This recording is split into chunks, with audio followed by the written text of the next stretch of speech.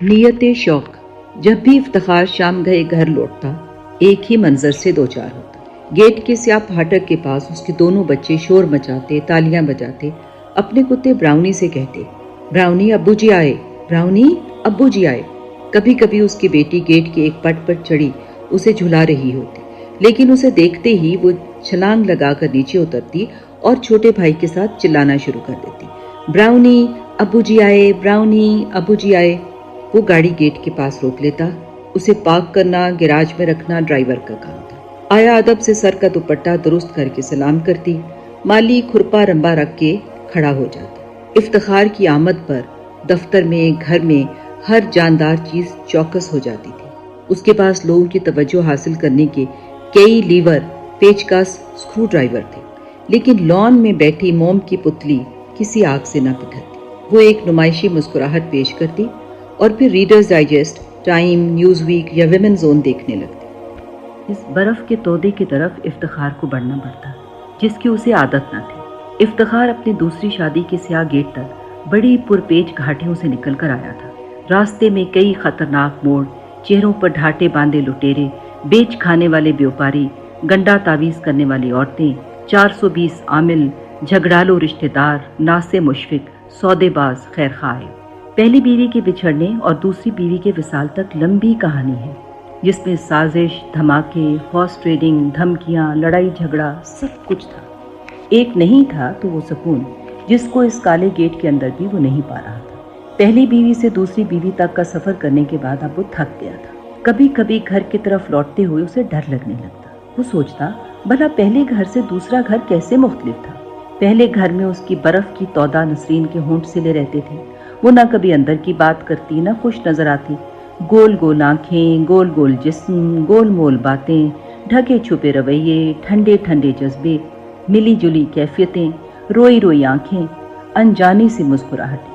حاضر غائب وجود سے افتخار کا سواگت ہوتا. وہ کئی سال ڈبل بیڈ پر لکڑی کے گڈا گڈی بن کر پڑا رہے، حتیٰ کہ اس کی زندگی میں جلد شارٹ سرکٹ ہو جانے والی جذبوں سے کھنکتی الف لیلوی شہزادی آ گئی. شہری بڑی بھرپور جاندار لڑکی تھی. وہ ایک ایسا باجا تھی جس میں تبلا، سارنگی، اونگا پونگا، کلارنٹ، کئی ساز بج اٹھتے تھے. مشکل یہ تھی کہ باجا کرنٹ سے چلتا تھا اور بڑی جلدی شارٹ سرکٹ ہو جاتا تھا. لان میں بیٹھی ہوئی شہری کی طرف افتخار دبے پاؤں بڑھتا، کرسی پر آگے ہو کر بیٹھتا، پھر بغیر تالو یا حلق سے آواز نکالے کہتا، کلب چلیں. شہری بڑی دیر تک جواب نہ دیتی، اپنا صفحہ اطمینان سے ختم کرتی، پھر نیلی آنکھوں پر سے پپوٹوں کا بوجھ اٹھا کر حاضر غائب انداز میں کہتی، جیسی آپ کی مرضی. افتخار کو لگتا جیسے کسی نے مٹھی بھر پسی ہوئی برف پشت کی جانب سے کالر کے اندر گھسا دی. وہ دونوں چپ چاپ بڑی دیر تک بیٹھے رہتے. براؤنی پاس آ کر اس کے پیروں میں لیٹ جاتا. بچے کرسیوں کی گرد چکر لگاتے، لیکن وہ دونوں اپنی اپنی جگہ سے نہ ہلتے. نہ کلب جانے کا پروگرام بنتا، نہ کسی کے گھر جانے کا. بس لمبی آہوں اور سہ حرفی سوال جواب کے درمیان وہ چائے پیتے رہتے. کبھی کبھار وہ بازار چلے جاتے. یہ سرد شامیں تھیں. شہری کو لباس میں دلچسپی ضرور تھی، وہ زیور بھی پسند کرتی تھی، لیکن جب افتخار اس کے ساتھ ہوتا تو وہ نہ کوئی کپڑا خریدتی، نہ ہی اسے کوئی زیور پسند آتا. کتابوں کی دکان پر البتہ کچھ دیر کے لیے شہری کے بند آرگن سے آواز آنے لگتی، لیکن وہاں بھی افتخار اور اس کی اکائی علیحدہ علیحدہ رہتی. افتخار اتنا بڑا بزنس مین تھا کہ سوائے ہنسوں کے پہچاننے کے اسے چھپے ہوئے لفظ میں دلچسپی نہ تھی. کتابوں کی دکان پر افتخار کچھ دیر ہوروسکوپ کے کتابچے دیکھتا رہتا. اسے اس بات میں گہری دلچسپی تھی کہ یہ لوگ کس قدر دل عزیز ہوتے ہیں. برج اسد میں پیدا ہونے والا افتخار ہمیشہ لوگوں کی توجہ کا مرکز رہا. ان کتابوں سے بھری دکانوں پر ستارہ شمس کے زیر سایہ پلنے والے کا دم گھٹنے لگا اور وہ کبھی دکان کے اندر اور کبھی باہر سگریٹ پینے میں مشغول ہو جاتا. شہری کے ساتھ اب ہوٹلوں میں جانا بھی مشکل ہو گیا تھا کیونکہ وہ سنبل اور احمد کی پیدائش کے بعد ڈائٹنگ کرنے لگی. ایک لائم جوس کا گلاس آرڈر کرنے کے بعد شہری باقی تمام وقت کھانے سے کھیلنے میں گزارتی. اسے کھانا کھانے میں دلچسپی نہ رہی تھی. افتخار کو کام و دہن کی لذت میں مبتلا دیکھ کر اسے اندر ہی اندر اکائیاں سی آنے لگتی. اگر وہ دونوں کسی ریسٹورینٹ میں چلے جاتے تو عموماً یہ گفتگو ہوتی، تھوڑا سا روسٹ لے لو، یہ تو وزن نہیں بڑھاتا. نہیں، آپ کھائیں. سوپ لے لو، تھائی سوپ تو تمہیں پسند ہے؟ افتخار کہتا۔ کبھی تھا، شیری جواب دیتی۔ بھئی آئس کریم تو لو شیری، یہاں کی آئس کریم تباہ کن ہے۔ تمہیں پتہ ہے افتخار، احمد کے بعد میں نے کتنی مشکل سے 30 پاؤنڈ گوشت اتارا ہے اپنے وزن سے۔ افتخار کھاتا چلا جاتا، شیری لائم جوس پیتی اور گھورتی رہتی۔ واپسی پہ دونوں پان یوں چباتے جیسے لوہے کے چنے چبا رہے ہوں۔ شہر کے وی آئی پی ہونے کے ناطے انہیں شادی بیاہ میں شرکت کرنا اور پارٹیوں میں بھی شریک ہونا پڑتا۔ ایسے میں افتخار کی نگاہیں شیری کے تعاقب میں رہتی، لیکن شیری کی آنکھوں میں افتخار کی پہچان نہ ہوتی۔ وہ لوگوں میں گھومتی پھرتی، باتیں کرتی، کبھی تبلا کبھی سارنگی رہتی، لیکن جو ہی وہ دونوں کار میں اکیلے ہوتے، باجا شارٹ سرکٹ ہو جاتا۔ انجوائے کیا؟ افتخار دلچسپی سے پوچھتا۔ مسز نسیم تمہاری بہت تعریف کر رہی تھی۔ اچھا؟ کہہ رہی تھی کہ تمہاری وائف کا ذوق بہت اچھا ہے۔ Thank you. علیز یورپ سے آ گئے ہیں، کل ان سے ملنے چلیں؟ جیسی آپ کی مرضی، شیری جواب دیتی۔ افتخار کو چپ لگ جاتی اور اسی طرح وہ دونوں تھکے تھکے بجھے بجھے اپنے اپنے غسل خانے میں جا کر ٹوتھ برش پھیرنے لگتے، جیسے کوئی کڑوی چیز کھا گئے ہوں۔ لوگ تو چاندی کے چمچے کو منہ میں لے کر پیدا ہوتے ہیں، افتخار سونے کے چمچے کو منہ اور ہاتھوں میں لے کر اس دنیا میں آیا تھا۔ بچپن میں اس کی حرکتوں پر تالیاں بجانا، ہنسنا، صدقہ خیرات کرنا ارد گرد کے لوگوں کا کام تھا۔ برج اسد میں پیدا ہونے والے اس ذہین لیو کا ہر کام، ہر بات ایسی تھی کہ لوگ اسے گھیرے میں لے کر واہ واہ کے ڈونگرے برسانے لگتے۔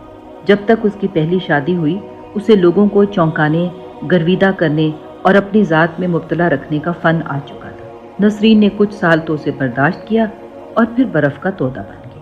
بیوی کی بے حسی سے اس کی شخصیت پر کوئی خاص اثر نہ پڑا۔ تب وہ مشکل سے 30 برس کا تھا اور اس عمر میں انسان ابھی چٹانوں میں بہنے کے قابل ہوتا ہے۔ اسے عورتوں کو اپنی محبت میں مبتلا کرنے کا فن تو نہ آیا، لیکن شکر گزار وہ سبھی کو کر لیتا تھا۔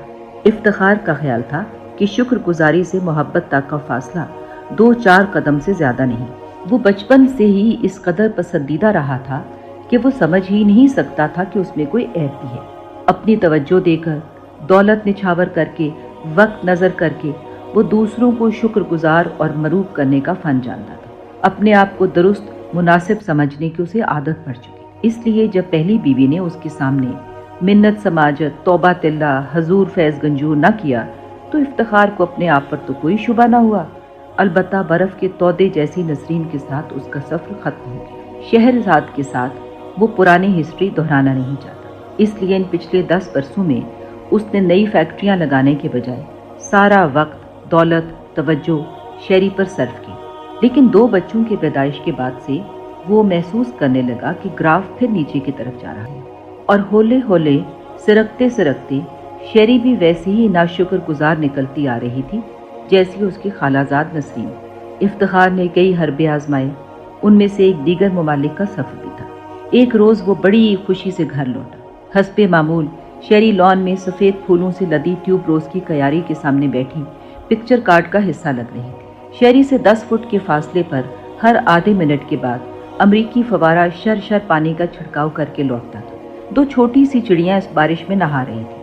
جو ہی فوارہ لوٹ جاتا وہ جھرجھری لے کر گھاس پر لوٹنے لگتی۔ افتخار خوشی سے اس کے پاس پہنچا اور سفید میز پر پاسپورٹ اور ٹکٹ رکھ کر بولا، ہم امریکہ جا رہے ہیں، میری ایک میٹنگ ہے، تم ساتھ چلو گی؟ جیسی آپ کی مرضی۔ ہم ٹیکسس جا رہے ہیں۔ ٹھیک ہے، کیا تمہیں خوشی نہیں ہوئی؟ شیری چپ رہی۔ جب بھی تم ملک سے باہر جاتی ہو تم خوش رہتی ہو شیری۔ ہاں، نئی جگہ نئی خبر جیسی ہوتی ہے، لیکن اس کا چام دیر تک نہیں رہتا۔ کیا تم ٹیکسس جانا نہیں چاہتی؟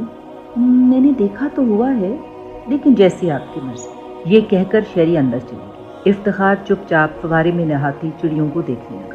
مانو سے خیال آیا کہ پرندوں کے لیے خوش رہنا کتنا آسان اور قدرتی عمل ہے۔ پہلے پہل جب وہ شیری سے ملا اور اس کے زوردار کہکے سے چونکا تو اس کا یہی خیال تھا کہ وہ ہرنی کی طرح آزاد قدم، بندر کی طرح بے قرار اور کھٹ بڑھئی جیسے خوش مزاج ہے۔ ان دنوں شیری ایک ڈیلی اخبار میں ملازم تھی۔ وہ جمعے کے روز رنگین صفوں میں شہر کے پریشر گروپ میں سے چیدہ چیدہ لوگوں کے انٹرویو چھاپا کر۔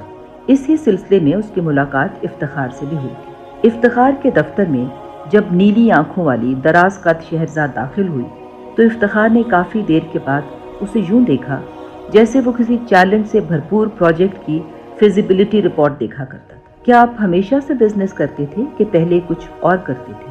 شیری نے رسمی گفتگو کے بعد پوچھا۔ مجھ سے پہلے میرے ابا برانڈت روڈ پر بیوپاری تھے۔ ان سے پہلے میرے دادا مشرقی پنجاب کے شہر لدھیانہ میں رہتے تھے، وہاں ان کی کمبل بنانے کی فیکٹری تھی۔ یعنی تجار ابن تجار ابن تجار، وہ ہنس کر بولی۔ افتخار نے محسوس کیا کہ وہ اس قدر سفید تھی کہ جلد کے مقابلے میں اس کے دانت بادامی سے نظر آتے تھے۔ میرے دادا نے مجھ سے CSP کا امتحان دلوایا۔ میں پہلے 6 کامیاب طالب علموں میں تھا، فورن سروس بھی آفر ہوئی، لیکن پھر پتہ نہیں کیسے میں بزنس میں ہی چلا گیا۔ یہ تو آپ کے جینز کی وجہ سے ہوا، بزنس آپ کے لہو میں جو ہے۔ آپ تو یہ ہوپ نہیں کرتے تھے کہ آپ شاعر بن جائیں گے؟ افتخار کو شیری کا انداز گفتگو اچھا لگا۔ عام طور پر اسے جن لوگوں سے پالا پڑتا وہ اس کے ساتھ کرسی پر آگے ہو کر بیٹھتے اور اپنے دل سے زیادہ اس کے جذبات کا خیال کر کے بات کرتے۔ بڑی دیر انٹرویو جاری رہا۔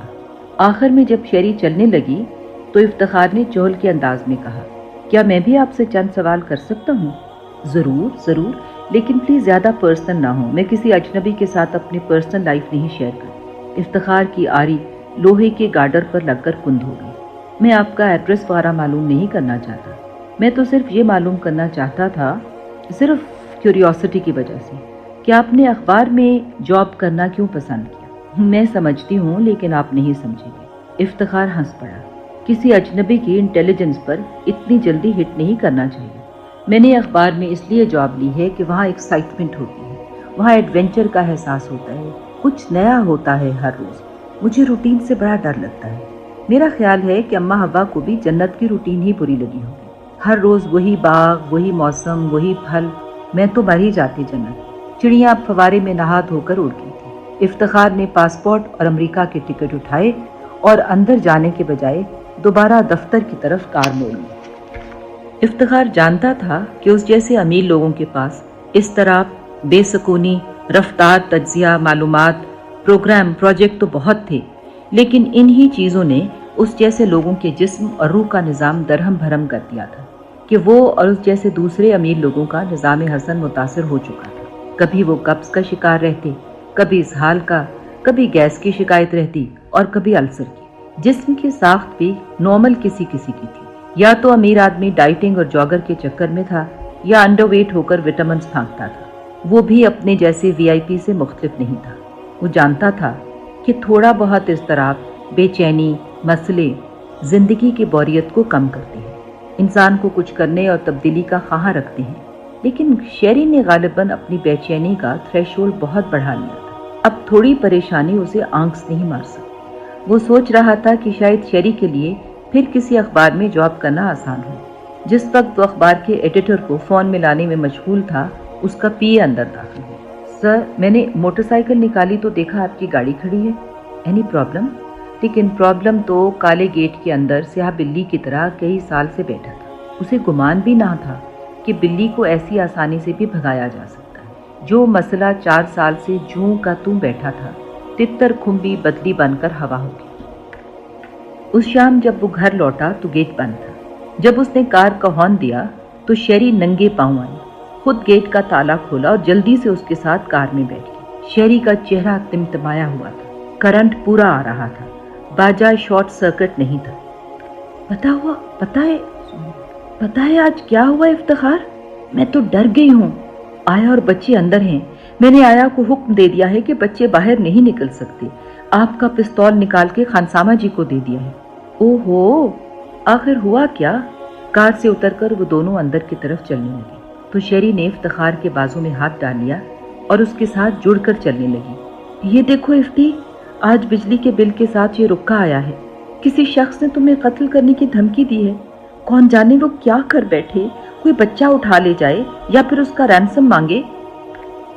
ایسے لوگوں کا کیا پتا ہے، تم کار کے شیشے چڑھا کر جایا کرو۔ وہ بولتی جا رہی تھی کہ ایک دھمکی آمیز خط آنے کے بعد کیا کیا تدابیر کرنی چاہیے۔ سارے ملازموں کو پولیس کا ایمرجنسی نمبر رٹوا رہی تھی، دروازے کھڑکیوں کے لاک دیکھ رہی تھی۔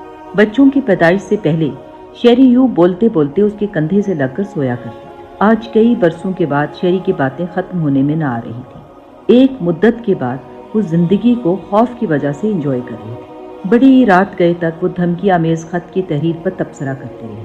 आपस में आंकते रहे कि अगर किसी ने इफ्तिखार को अगवा कर लिया तो फिर किस कदर रकम देना हो। खौफ ने इन दोनों को इस कदर करीब कर दिया था कि वो एक जिस्म की तरह लड़ रहे थे। दूसरे दिन घर जाने से पहले इफ्तिखार ने घंटी बजाई और पीए की आमद पर बोला, सईद, खत तो ठीक है, उसका खातिर खा असर हुआ है, लेकिन कभी कभार 2-4 फायर भी कोठी के इर्द गिर्द करना होंगे। फ़ोन पर अगर 2-4 धमकियाँ। आप फिक्र ना करें सर, अगर आपको अगवा भी करना पड़ा तो मैंने रेस्ट हाउस का इंतज़ाम कर लिया है, आप फिक्र ना करें। Thank you Saeed, thank you. Drama देर तक चलना चाहिए। No problem sir, no problem.